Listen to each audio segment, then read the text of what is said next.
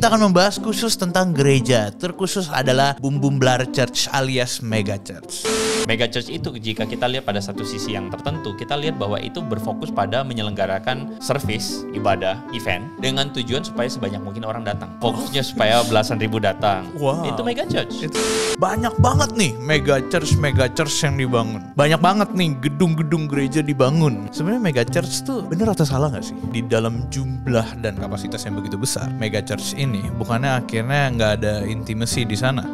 Anak-anak muda hari ini dengan sosial media kemana-mana, dan mereka tuh akhirnya ada sebuah kekosongan. Dan mereka sadar mereka tuh butuh apa? Mereka butuh gereja bukan sebagai tempat ibadah, tapi sebagai komunitas. Semua bermula dari permasalahan utama yang gereja hari ini lalai untuk jawab. Akhirnya mereka sibuk untuk apa? Seru ya di gereja ini. Akhirnya mereka akan ter-entertain, mereka pindah lagi. Setelah nanti pindah lagi ketika gereja itu nggak cukup mengentertain mereka, pindah lagi ke gereja yang lain. Sebagian jemaat tidak aware dengan itu.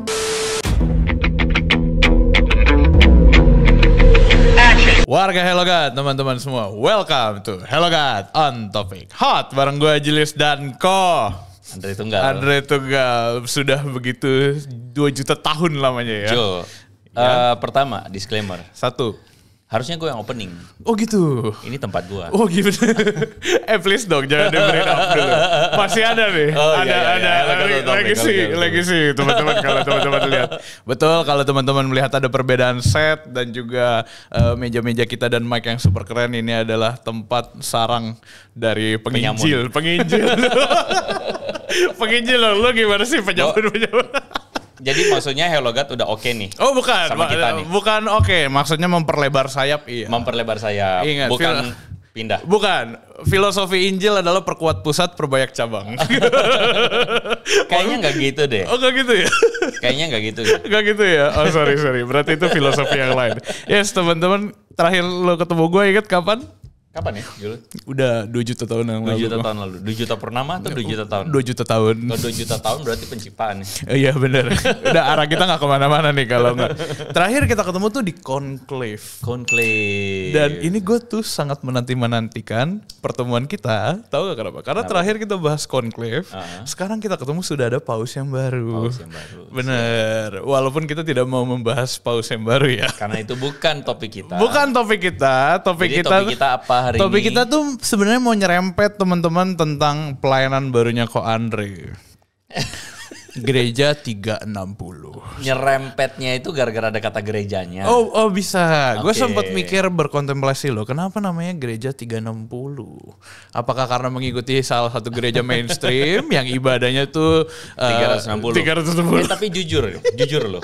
Sebelum gue nggak tahu karena gue nggak kenal terlalu personal juga dengan gembala atau pimpinannya. Tapi konsep 360 itu udah gue pikirkan sudah jauh sebelum mereka bikin. Karena kalau kita bicara tentang 360, ya kebetulan karena memang gue lagi bikin channel namanya Gereja 360 ya.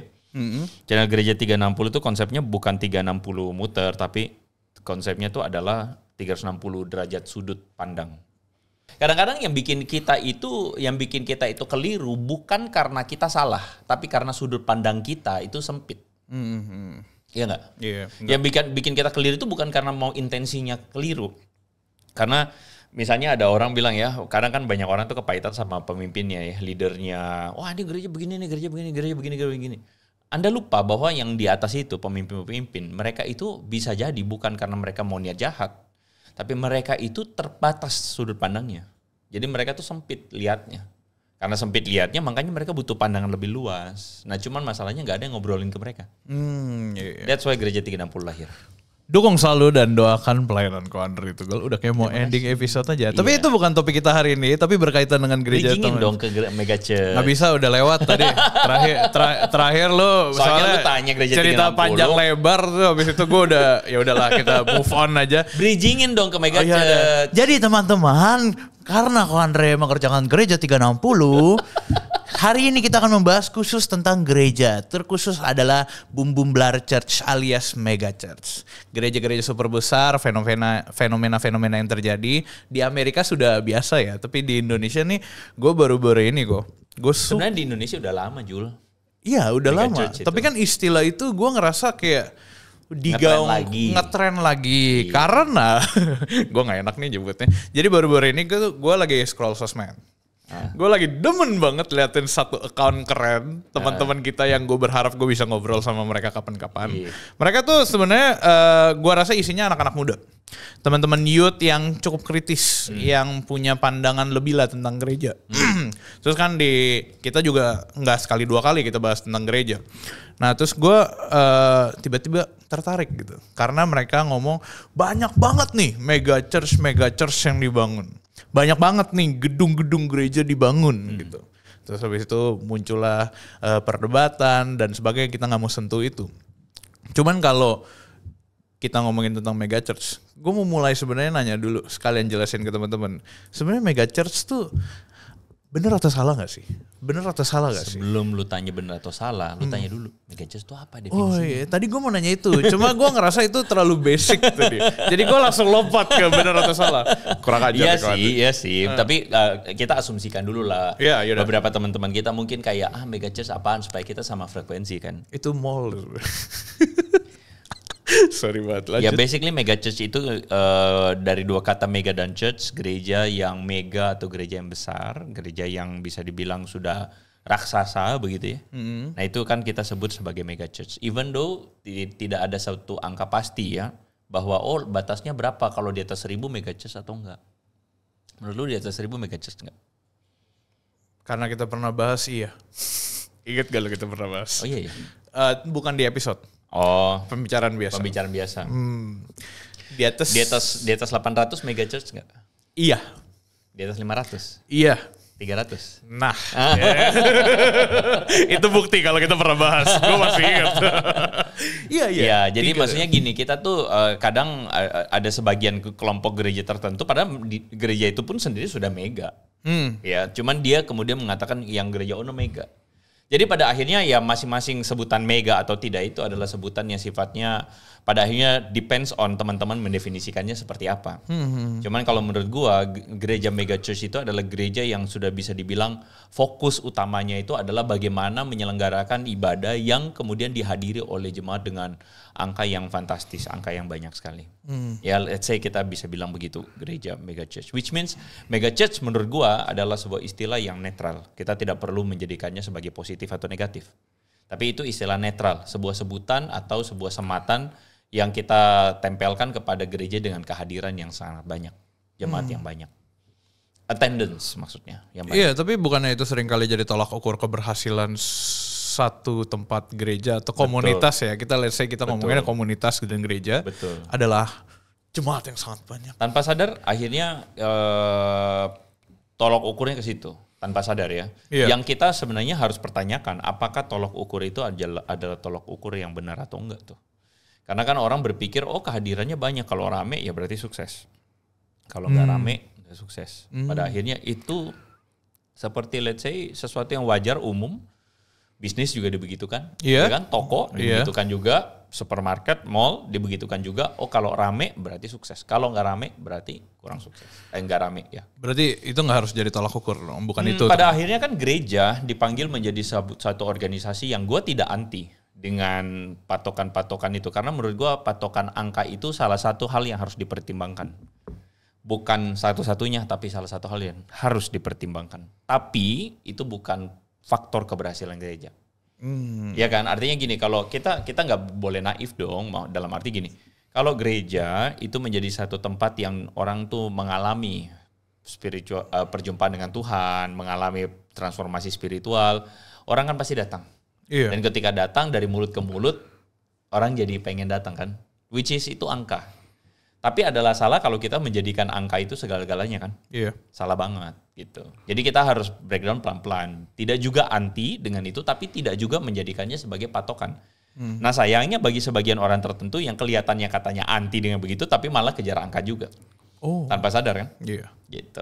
Iya, coba pertanyaan dari gue kalau gitu. Gue tiba-tiba kepikiran, tapi correct me if I'm wrong ya. Bukannya kalau sebenarnya gereja tuh ada untuk mereka berkomunitas, bersekutu, ketemu satu sama lain, saling menguatkan, saling mendukung. Tapi kalau misalkan di dalam jumlah dan kapasitas yang begitu besar, mega church ini, bukannya akhirnya nggak ada intimacy di sana? Correct me if I'm wrong. Gitu. Makanya itunya yang salah. Karena kita terfokus, makanya tadi kan gue bilang, mega church itu jika kita lihat pada satu sisi yang tertentu, kita lihat bahwa itu berfokus pada menyelenggarakan service, ibadah, event dengan tujuan supaya sebanyak mungkin orang datang. Pada akhirnya itu mega church. Termasuk gereja-gereja mengatakan, oh kita bukan mega church, tapi fokusnya bikin ibadah Natal, bikin ulang tahun gereja, yang fokusnya supaya belasan ribu datang. Itu mega church. Itu mega church. Iya, iya kan? Tapi poinnya adalah yang pengen gue sebut di sini adalah kesalahan kita adalah ketika kita menjadikan itu sebagai puncak atau kulminasi, sebagai sesuatu yang kita showcase kan. Coba terangkanlah kulminasi itu apa artinya? Kulminasi maksudnya puncaknya gitu loh. Titik puncaknya. Nah jadi maksudnya kita salah kalau kita menjadikan itu sebagai patokan dari gereja. Karena kita lupa. Gini loh. Kisah Rasul pasal 2 ketika hari raya Pentakosta. Asik. Wih, kemarin banget saudara-saudara. Kemarin banget ya Pentakosta. Lu ke gereja mana? Oh. Pertanyaannya bagus. Masih lu pada saat lu itu lagi di gereja lokal atau lagi jalan-jalan? Lokal. Tapi lu harus bertanya ke gerejanya tuh sebenarnya ibadah mendapat pencurahan Roh Kudus atau ketemu orang-orang atau cuma numpang ngopi. Nah, itu lu harus perjelas. Ngopi enggak? Ngopi dong. Ngopi. Wajib. Enggak bagi-bagi gua sih. Lu harusnya datang. Oke, lanjut balik. Pentakosta. Jadi firman Tuhan mengatakan bahwa pada hari itu Roh Kudus bekerja di tengah-tengah para murid, right? Dan kita harus definisikan di sini dengan clear ya bahwa Roh Kudus bekerja itu bukan pada fenomena. Seringkali orang menekankan pada fenomenanya. Fenomenanya apa? Lidah api, berbicara dalam bahasa-bahasa asing. Asing dalam hal ini adalah bahasa-bahasa daerah-daerah itu ya, yang bisa dimengerti oleh orang-orang di berbagai daerah. Iya. Ya. Orang berfokus pada itu. Salah. Sebenarnya fokus utamanya itu adalah momen itu mengempowering jemaat atau mengempowering orang Kristen untuk menghidupi gaya hidup yang dikuasai oleh Roh Kudus. Yang kita tahu dalam bahasa teologi kita adalah buah roh. Gaya hidup nih. Gaya hidup ya. Gaya hidup. Jadi gaya hidup itu adalah bagaimana satu masa di mana lu berasa nih di dalam diri lu kayak, gila gue pengen banget untuk hidup benar. Gue pengen banget untuk hidup baru. Gue pengen banget untuk mempraktekkan gaya hidup sesuai ajaran Kristus. Itu Roh Kudus. Itu empowering. Roh Kudus itu mengempowering lu untuk lu menghidupinya. Dan firman Tuhan mengatakan bahwa Tuhan menambahkan jumlah mereka karena mereka disukai oleh banyak orang. Disukai di sini bukan berarti populer ya. Iya. Tetapi disukai ini dalam arti orang tuh menemukan, ternyata komunitas orang Kristen tuh baik ya. Ternyata komunitas orang Kristen tuh ini ya indah ya. Ternyata orangnya berteman tuh gak ada maksud buruk ya. Paham gak? Paham. Bisa dipercaya ya ternyata ya. Iya. Ternyata berintegritas ya orang Kristen ya. Iya. Itu yang bikin orang suka. Nah, jadi ketika disukai oleh semua orang, Tuhan menambahkan jumlah mereka. Mega gak? Mega itu. Termasuk kan misalnya 3.000 orang dibaptis pada hari itu juga mega. Kita bisa bilang itu mega. Iya, jadi sebenarnya mega church sendiri itu kita gak bisa bilang itu salah. Jangan. Tapi salah kalau angka jadi fokusnya. Salah ketika angka itu seperti 5.000 orang dikasih makan sama Yesus. Lalu mereka ikutin Yesus gara-gara mereka mau makan lagi. Iya. Lalu Yesus bilang sama mereka, kamu ikut aku karena kamu makan. Kamu mau gak ikut aku sungguh-sungguh karena ikut dengan menyangkal diri. Dan kalau ikut aku bisa jadi kamu kelaparan. Mau gak kamu? Gak mau. Mega church menjadi salah ketika bagi-bagi. Mega church menjadi salah ketika apa? Sudah, gue mau sebut tapi gue gak mau sebut dah. Boleh gak disebut? Jangan. Kita semua penasaran gak sih teman-teman? Ya, mega church menjadi salah ketika apa? Ketika fokus utamanya cuma bagi-bagi dan sebagainya. Fokus utamanya udah bukan Yesus gitu intinya. Fokus utamanya tidak lagi pada orang-orang yang ada di sana tergabung sebagai komunitas yang menghidupi ajaran Yesus Kristus. Dan jangan lupa loh, gereja mula-mula itu menjadi gereja yang kemudian ditambahkan jiwa dengan sangat banyak, tapi mereka tidak kehilangan esensi mereka. Esensinya apa? Mereka komunitas yang saling mengasihi, dan saling mengasihi itu harus berhubungan dengan relasi. Iya. Dan relasi itu kita mau tidak mau berbanding terbalik dengan angka. Itu masalahnya.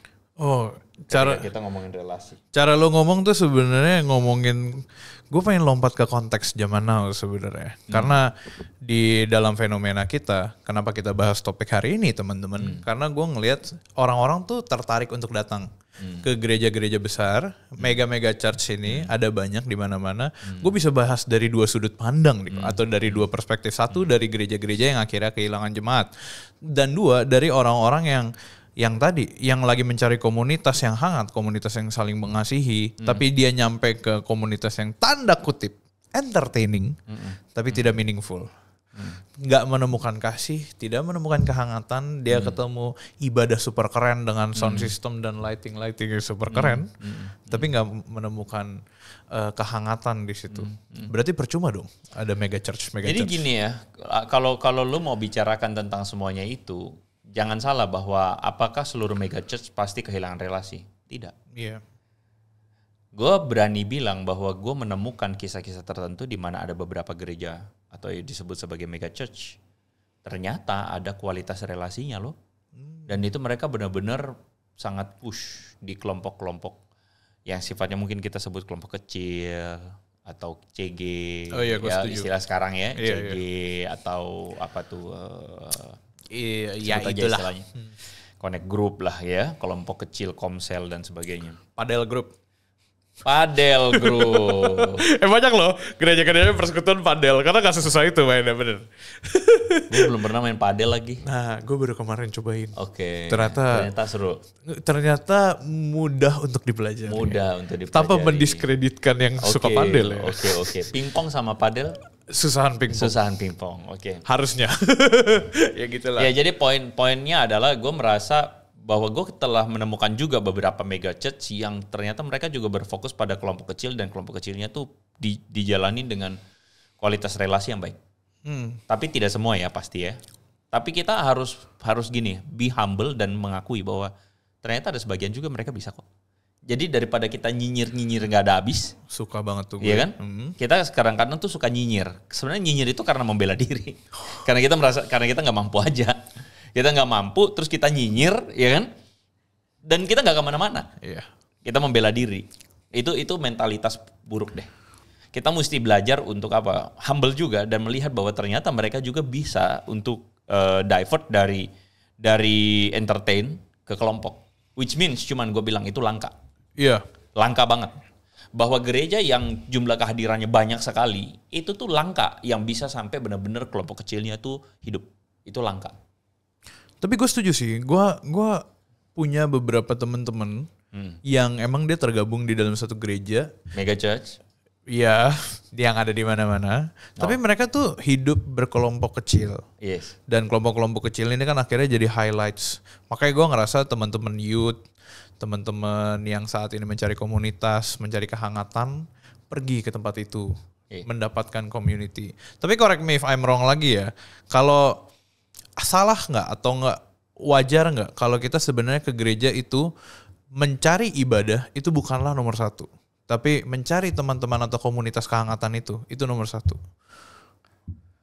Gua rasa yang menjadi fokus dari ke gereja itu adalah kita itu menghidupi ajaran Yesus Kristus. Itu harus jadi fokusnya. Jadi menghidupi ajaran Yesus Kristus itu pada akhirnya membuat kita fokus pertama adalah bagaimana kita punya makanan rohani. Ya, kita firman dan yang dibagikan dan sebagainya itu membuat kita makin growing. Yang kedua, kita menghidupinya di dalam komunitas itu sendiri. Lu paham gak maksudnya? Gue lagi berusaha memahami maksudnya. Jadi fokus utamanya itu kalau lu bilang soal masalah bentuk ibadah dan sebagainya, gue rasa itu jadi satu hal yang adalah turunan dari apa yang jadi fokus kita yang paling utama. Karena bentuk ibadah dan sebagainya gue tidak menampik, itu perlu bagus. Iya. Yeah. Kalau ibadah asal-asalan terus ya gue rasa mungkin sekali dua kali, oke, lama-lama orang juga ini kali. Gitu sih. Jadi gue langsung lompat nih, gak ada salahnya kita punya begitu banyak mega church yang sedang membangun gedung-gedungnya di mana-mana? Kalau gue akan mengatakan bahwa gedung itu netral. Gedung itu netral? Iya dong. Lu punya gedung besar salah gak? Nggak salah dong. Lu punya ibadah yang menampung banyak orang salah gak? Gue rasa gak salah. Tapi salah kalau lu cuma menjadikan itu sebagai satu-satunya fokus yang lu kerjakan. Gedung itu? Iya. Salah ketika lu cuma menjadikan atau tujuan akhir end game dari seluruh gereja ini adalah ibadahnya banyak orang yang datang. Buat gue itu salah. Seharusnya itu semua adalah alat, pintu gerbang untuk apa? Untuk orang bisa datang dan mendengar tentang Yesus. Untuk orang bisa datang dan tertarik, termotivasi untuk mengenal Tuhan Yesus lebih dalam. Tertarik untuk membuat orang itu tergabung di dalam komunitas, bertumbuh. Harusnya itu itu kan, itu gerbangnya tuh. Jadi gini, Tuhan Yesus itu gue percaya dia bukan orang yang kemudian menutup diri terhadap kerumunan. Dia menghadapi kerumunan dan ketika orang datang untuk kemudian looking out untuk sesuatu yang mereka bisa ketemukan dari Yesus, Yesus hadir untuk menjawab itu. Tapi sesudah itu dia tidak tertarik untuk terus-menerus membuat orang itu dia tuh jadi dalam tanda kutip jadi penurut atau menuruti kemauan banyak orang. Paham nggak maksudnya? Paham maksudnya. Ya, jadi dia juga memberikan sebuah challenge dan undangan untuk lu benar-benar mau ikut. Aku enggak. Gue rasa itu.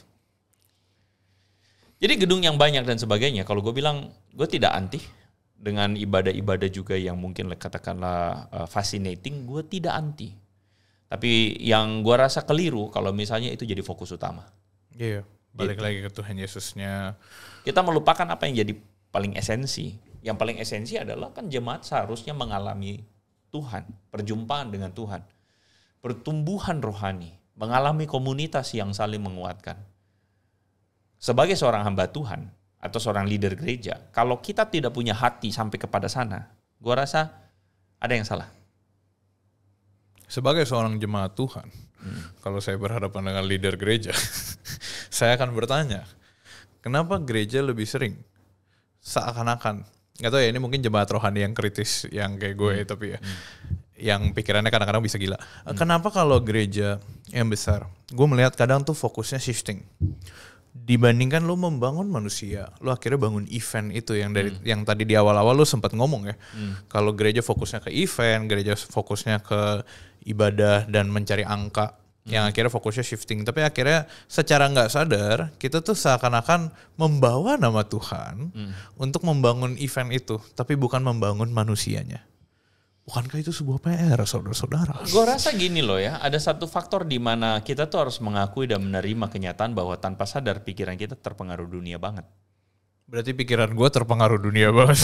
Gue gak tahu kan, gue gak menilai lu. Karena di tempat ini cuma ada kita berdua dan teman-teman. Hendaklah masing-masing orang menilai dirinya sendiri di hadapan Tuhan dengan tulus ya.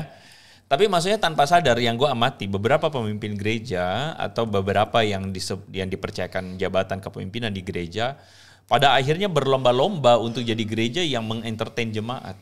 Wow. Kenapa ya? Karena pikirannya masih sangat amat ya buat gue tanpa sadar kita tuh akhirnya menjadikan itu sebagai tujuan tanpa sadar ya. Bukannya nggak boleh. Boleh ketika Anda membuatnya tuh menjadi sesuatu yang membuat orang datang. Jadi gini ya, gue punya pandangan bahwa yang namanya ibadah, it's not just a service atau worship. Yang namanya ibadah itu adalah mission. Lu ngerti kan kenapa mission gue sebutnya? Gue mau bercanda, coba gue gak enak nyebutnya. Bercanda aja? Gak bisa. Bercanda aja? Ya harus misioner dong. Visi gereja tertentu ya. Semua gereja mesti misioner. Sorry, gue gak kuat, itu lucu banget. Semua gereja mesti misioner. Betul. Nah tapi gini loh, service itu, event itu, kalau menurut gue itu sama kayak lu punya brand, lu bikin marketing, lu bikin event. Udah. Tapi kan tujuan akhir brand lu tuh bukan marketing. Lu harus ada funnelnya kan? Iya. Lu harus ada kemudian orang yang datang, terus kemudian lu tarik terus sampai kepada paling dia bawah. menjadi customer setia. Bahkan dia jadi campaigner untuk lu punya brand. Betul begitu nggak? Nah sama sebenarnya gereja itu. Sama dalam hal itu ya. Bukan tujuan akhirnya adalah commerce. Bukan. Tapi maksudnya tujuan akhir dari gereja itu menurut gue adalah ibadah itu menjadi satu tempat untuk lu bisa bermisi membuat orang datang. Misi tidak lagi lu pandang sebagai lu pergi ke daerah pedalaman semata-mata untuk lu bikin sumur bor, untuk lu bikin pengobatan murah. Atau lu bikin bagi-bagi sembako. Itu pandangan misi yang sangat konvensional sekali. Misi di perkotaan itu adalah bagaimana lu menjadikan satu tempat bagi orang untuk datang. Untuk mencari. At least mencari pada level kedalaman apa kita nggak tahu. Pokoknya mereka datang. Lu paham nggak? Paham. Nah ketika mereka datang ya jangan disia-siakan. Ketika mereka datang jangan dibiarkan. Ketika mereka datang jangan kemudian digituin terus. Setiap minggu begitu terus. Ketika mereka datang itu kesempatan bagi kita untuk kita membuat mereka lebih dalam lagi bersama Yesus. Iya nggak? Lebih dalam. Ya kelirunya adalah gereja banyak menjadikan entertainment sebagai orientasi utamanya. Iya, dan ini jadi gini, pengkorbannya entertaining, lagu-lagunya entertaining, lightingnya entertaining, dan semuanya entertaining. Itu bukan tujuan akhir. Gitu. Iya. Entertaining. Bukan simple, meaningful lagi. Iya, maksud lo. Masih ingat gue sampai hari ini teman-teman. Sebenarnya sebelum episode ini kita 2 bulan setengah soalnya kita nggak berhadapan-hadapan kayak gini. Biasa ketemunya di mana? Ketemu di event mana ya? Tahu-tahu begitu dengar berita baru aja shock tiba-tiba. Secepat itu. Kemarin kan kita ketemu di event. Di event gereja. Gue jahat banget. Gara-gara ketemu di event gereja. Nah iya, event-event kayak gitu maksudnya akhirnya kan menarik orang-orang datang. Tapi akhirnya itu event mah buat aktivis, bukan buat jemaat. Gak usah diperjelas. Kita tidak mewakili acara itu. Iya, tadi gue sampai mana ya? Sampai mewakili, mengajak jemaat-jemaat atau orang-orang untuk datang dengan sebuah ketertarikan gitu kan. Akhirnya yang gue lanjutin dari yang lu tadi ngomong, stop di marketing. Yeah. Stop di orang-orang datang gitu. Tapi nggak lanjut sampai ke tahap perubahan hidup. Itu pun sebagian gereja yang berfokus untuk supaya orang datang pun tidak melakukannya optimal. Gimana tuh optimal? Bukan maksimal ya, optimal. Oh, iya. Jadi apa yang mereka bisa lakukan, mereka nggak lakukan pada level yang optimal. Mereka cuman yang penting asal jadi ibadah. Sayang banget kan? Iya. Jadi begini, zaman berubah. Kalau kita belajar marketing, customer makin rewel. Betul nggak? Iya harusnya ya. Customer tuh makin rewel. Adanya sosial media, customer jadi makin rewel. Jangankan kita ngomong pada aspek yang lain. Harga aja. Bayangkan beda 500 perak. Dia akan cari yang paling murah 500 perak. Betul nggak? Betul? Ya kurang lebih. Paham ya? Paham. Jadi gereja pun soal masa tempat parkir aja misalnya. Wah. Misalnya. Suka banget tuh. Misalnya. Iya. Tempat parkirnya lebih tersedia, dia akan cari ke sana. Lu paham nggak? Jadi gini. Apakah ini berarti kita harus ikut maunya customer? Tidak juga. Kita harus optimal pada semuanya. Optimal itu pada apa yang kita bisa. Kalau memang tempat lahan parkirnya segitu ya sudah mau gimana lagi kan. Tapi optimal lah. Jangan tidak optimal. Misalnya tempat parkir terbatas. Optimal gimana caranya? Sewa. Bukan. Oh bukan. Naik Grab. Iya kalau ada duit. Optimal gimana caranya? Pelayan-pelayannya ngalah. Yeah. Datanglah jangan bawa mobil sendiri. Datanglah bersama-sama dengan anggota komselnya, CG-nya. Betul nggak? Betul. Atau nggak keluarganya. Iya kan? Ngalah. Kenapa? Supaya yang lain bisa dapat parkir. Sekarang gereja gimana? Yang pelayanan datang pertama, parkiran habis, parkiran kan? Nggak mau bikin basement 2. Beres gak? Padahal sebenarnya gini, kalau misalnya karakter Kristus menguasai kita, lu ngalah nggak? Ngalah. Iya. Tapi ironinya sekarang, kita nggak malah jemaat marah-marah karena tidak punya tempat parkir. Dan itu jemaat senior. Oh, karena jemaat junior nggak ada yang naik mobil, nggak ada yang punya mobil. Gila hebat banget Julius, terima kasih banyak. Lu paham maksud optimal gak yang gue maksud? Iya gue paham. Kita tidak perlu sampai memaksakan diri. Misalnya ibadah yang tadinya cuma 300 orang. Pokoknya kita mesti mega, kita mesti banyak gitu ya. Sewa gedung sampai gak usah. Gak butuh. Bukan itu tujuan utama. Tapi jika memang bisa optimal, optimal aja. Yang kita harus jadi fokuskan itu apa? Kalau menurut gue ada sebuah urutan yang salah. Gereja-gereja sekarang latah untuk menjadikan apa? Latah untuk menjadikan ibadah sebagai yang paling utama, menjadikan itu sebagai utama dan sebagainya. Mereka lupa yang paling esensi. Leader-leadernya nggak ada. Dan leader-leadernya ada cuma sebatas isi jabatan. Dan tugas. Dan bertugas. Harusnya mereka mencetak leader yang sesungguhnya. Bukan karena jabatan. Bukan karena jabatan. Ini ada kekosongan nih posisi. Posisi ibadah. Kosong. Cari siapa? Masukin, nyemplungin. Oh my goodness. Akhirnya apa yang terjadi? Berantem. Gereja menghabiskan tenaga untuk apa? Berantem sendiri. Berusaha untuk beresin, menyenangkan orang ini. Kenapa? Soalnya dia penting dan sebagainya. Habis itu gereja. Gereja harusnya fokus untuk siapin leadernya. Kalau leadernya itu ada, leadernya itu kuat dan diubahkan oleh Kristus, dewasa rohani, lu gak repot. Kenapa? Karena masing-masing orang berfungsi, bertindak. Satu tubuh Kristus. Satu tubuh Kristus. Kalau dia dewasa ininya, mereka gak akan berantem untuk soal parkir gereja. Masing-masing akan saling mendahulukan. Ya gak? Iya. Kalau saling dewasa, mereka gak akan soal masalah WC, soal masalah apa. Ya gak? Paham gak? Itu yang gereja gak lakuin hari ini. Sayang itu. Sayang banget. Iya sebenarnya dari tadi Ko Andre ngomong tuh masalah-masalah kecil yang matters ya sebenarnya. Iya. Yang akhirnya seringnya jadi perdebatan padahal itu masalah kecil ya ampun. Iya masalah kecil yang sebenarnya maaf ya itu kita gak punya waktu untuk urusin itu. Semua bermula dari permasalahan utama yang gereja hari ini lalai untuk jawab. Mentransformasi, membuat orang itu mengalami transformasi dalam Yesus. Itu yang gereja lalai. Dari yang mega church sampai yang bukan mega church. Ruko church? House church? No church? Ini adalah bukti kalau pembicaraan kita sebenarnya duo bapak-bapak ya gitu. Gue suka tuh istilah Ruko Church. Ngomongin Ruko Church kita bisa lucu. Nanti gue mau bikin konten Ruko Church. Kan ada Mega Church atau Ruko Church. Bener kan ada Mega Church. Ada building church lah. Mega church kan gede banget. Building church. Mall church. Mall church. Iya. Aduh gue ketawa sendiri. Mall church, Ruko church. Ruko church, house church, no church. Warehouse church. Aduh lucu banget. Iya. Pasti outdoor church. Ya ampun Outdoor, Yesus. Oh my goodness. Ini inspirasi apa sih? Ini makanya konten kita berkualitas ya. Jadi gini loh, zaman kita tuh berubahnya luar biasa. Dulu tuh orang berorientasi gereja itu sebagai tempat ibadah. Iya. Tanpa sadar banyak orang mentalitasnya masih itu. Yang which is itu tuh sudah oh my goodness. Kita bertahan pada gereja sebagai tempat ibadah, kita nggak akan bertahan bro. Oh ya itu bagus tuh. Serius. Melihat gereja sebagai tempat ibadah. Iya. Padahal gereja itu anak-anak muda hari ini dengan sosial media kemana-mana ya. Dan mereka tuh akhirnya ada sebuah kekosongan.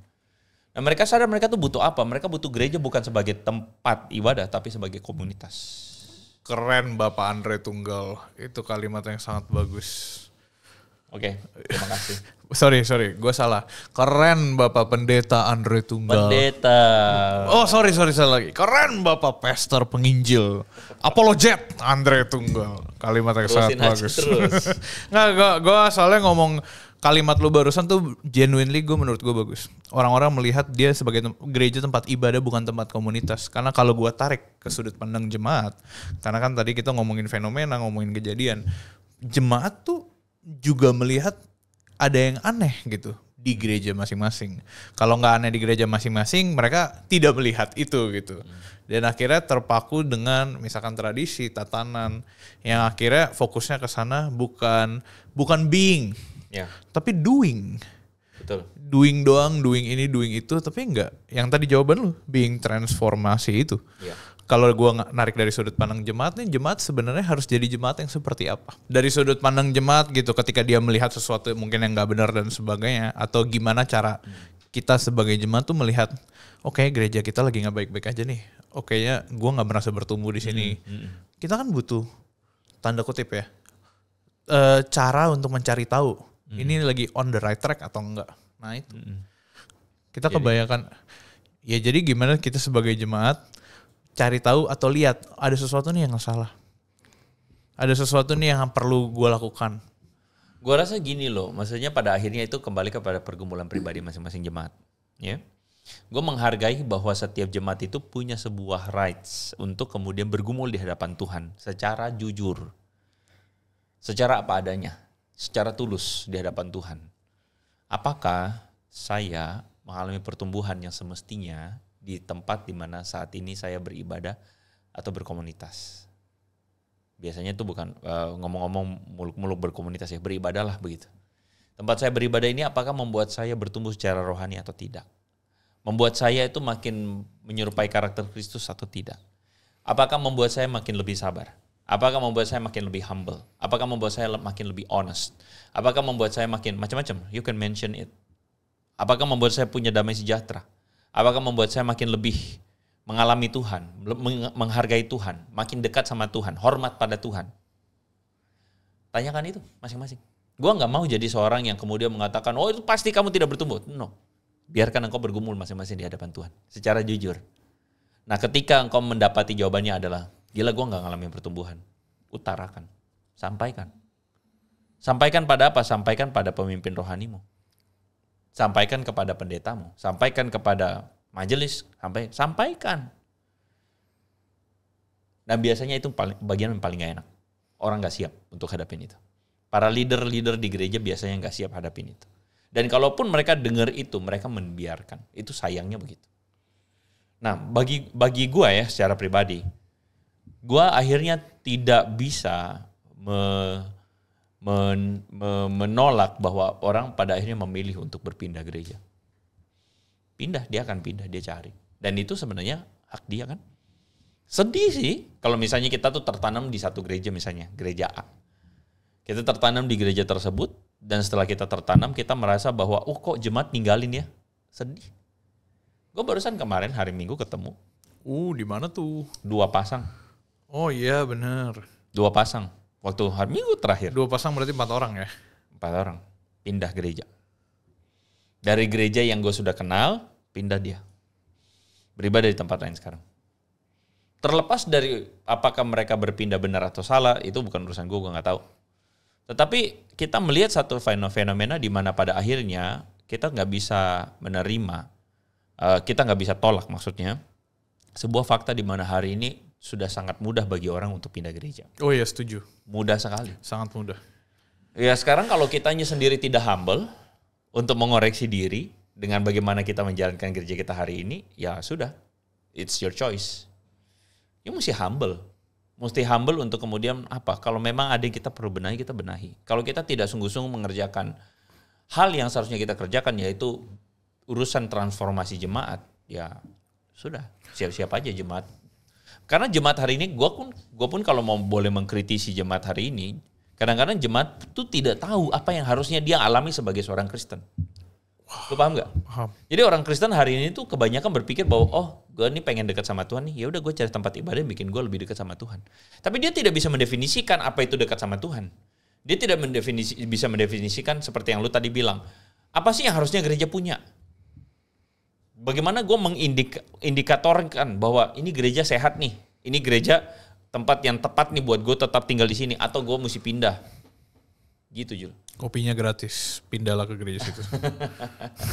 Karena bagi sebagian besar jemaat itu awam. Iya. Gue harus mengakui itu. Awam itu dalam arti gini, jemaat itu tidak tahu dia mestinya ngalamin pertobatan atau perubahan buah roh itu. Bukan soal masalah dia punya doktrin keselamatan aja loh. Tapi dia tuh mengalami apa? Pengudusan yang daripada Tuhan misalnya. Dia mengalami transformasi yang dari Tuhan. Sebagian jemaat tidak aware dengan itu. Akhirnya mereka sibuk untuk apa? Seru ya di gereja ini. Akhirnya mereka akan ter-entertain, mereka pindah lagi. Setelah nanti pindah lagi ketika gereja itu nggak cukup mengentertain mereka, pindah lagi ke gereja yang lain. Akhirnya mereka menjadi nomaden, jemaat yang selalu berpindah-pindah tuh. Kenapa? Nggak menemukan tempat yang... Sayangnya itu. Dan gereja pun tidak selalu menekankan pada satu suara yang sama. Menekankan apa? We care about your own spirituality and transformation. Sayangnya di situ. Nah makanya gue bilang gereja itu pada akhirnya harusnya tidak terfokus pada penyelenggaraan ibadah. Tapi terfokus pada apa? Terfokus pada hal utama yang harusnya dilakukan oleh gereja. Satu komunitas di mana orang ketika bergabung mereka akan mengalami Kristus. Itu. Sayangnya di situ. Iya. Dan melalui episode ini kita berdoa berharap Tuhan memakai menjangkau orang-orang yang benar dan menyadarkan kita semua termaksud kita berdua. Haleluya. Lu amati nggak bahwa gereja dulu ketika pilihan masih belum banyak. Iya. Ketika pilihan untuk gereja ini, gedung itu belum banyak. Orang masih stay di satu gereja. Tapi kenapa mereka pindah semua? Mereka pindah bisa macam-macam alasannya. Bisa alasan pertama karena mereka memang mencari transformasi bagi mereka yang sudah tahu. Bagi mereka yang sudah kayak gue butuh bertumbuh tapi di gereja ini gue gak bertumbuh. Yes. Itu sebagian mereka pindah. Mereka cari. Tapi sebagian yang lain mereka pindah hanya sesimpel karena mereka menemukan entertainment yang lebih baik. Iya. Dan itu sayangnya. Pada akhirnya gereja yang ditinggalkan berlomba-lomba untuk bikin entertainment yang lebih baik. Padahal nggak bisa juga. Mentalitasnya nggak sama. Jadi ya sudah, akhirnya kita masuk terus dalam lingkaran berputar yang tidak ada habisnya. Gereja lupa, mereka kehilangan esensi yang harusnya mereka kerjakan. Perlu ada gebrakan atau disrupsi ya kok. Disrupsi sudah terjadi dan terus-menerus sedang terjadi. Cuman ya gebrakan belum terjadi. Gue cuman begini loh, Jul. Ini ya satu mimpi yang dari dulu gue cuman pikirkan ya. Seandainya tiba-tiba gedung gereja semua runtuh. Gue gak bohong, itu pertanyaan terakhir gue tadi. Gue mau nanya, pernah kebayang gak kalau di Indonesia udah gak ada gereja? Iya, gue tuh berpikir begini ya. Mungkin satu saat gue perlu untuk dalam tanda kutip minta Tuhan hancurkan semua gedung gereja. Hancurin semua pelang label gereja. Tidak ada lagi tempat ibadah untuk kayak gimana-gimana. Lu lihat, gereja manakah yang benar-benar jadi gereja? Ketika dia gak punya gedung, dia gak punya tempat ibadah. Manakah jemaat yang akhirnya tetap berkumpul, mereka cari pengajaran, mereka cari Tuhan. Bagi gue itu gereja. Itulah gereja. Umat pilih. Zombie apokalips, saudara-saudara. Itulah seberapa kenal gue. Zombie apokalips nanti ya. Kita tunggu sampai kejadian. Tapi ya teman-teman, jokes aside, apa yang udah dibahas di episode ini itu satu panjang lebar. Dan kita berdoa berharap ya Tuhan tetap pakai. Dan ada teman-teman di luar sana yang mungkin saat ini sedang bergumul, sedang mencari jawaban, mungkin sedang saat ini tiba-tiba gak sengaja ngeklik. Ya digumulkan dan kiranya bisa dipakai lah. Sure. Berapa lama kita ngobrol? Luar biasa nih. Wow. It's been an honor Bapak Pendeta Penginjil Apologet. Anda tuh gak ada itu. Pasir. Tuh di situ tuh. Di belakang. Gua salfok dari tadi gue liatin itu. Itu gue beli juga tuh. Iya, persis lagi. Tadinya gue mau ambil dari HelloGuard punya, tapi nggak bisa. Ya kita minta tolong teman-teman dukungannya selalu. Dukung selalu penginjil penginjil pastor apologet Andre Tunggal di dalam kehidupannya. Apalagi dalam waktu-waktu ke depan akan terjadi gebrakan atau disrupsi yang sangat luar biasa di dalam kehidupannya. Doa gue menyertai. Terima kasih. Doa gue menyertai. Terima kasih. Yesus menyertai. Tuhan menyertai. Tuhan menyertai. Dan teman-teman kita minta tolong dukungannya untuk follow selalu sosial media kita Hello God, ada di Instagram, TikTok, YouTube. Teman-teman bisa dengerin episode ini di Noise dan Spotify. Dan juga kita minta tolong teman-teman untuk download aplikasi kita. Di situ kita bisa bergumul, kita bisa chattingan bareng, kita bisa saling mendoakan dan menyemangati. Oke lah kalau gitu semua. Thank you so much for today. Untuk Sophie dan Vivi yang ada di belakang layar. Untuk Andre, thank you so much for today. Thank you udah dateng. Dan thank you teman-teman semua for watching Hello God on Topic. Where Hello God will always be on topic. God bless you teman-teman semua. Stay connected with Hello God.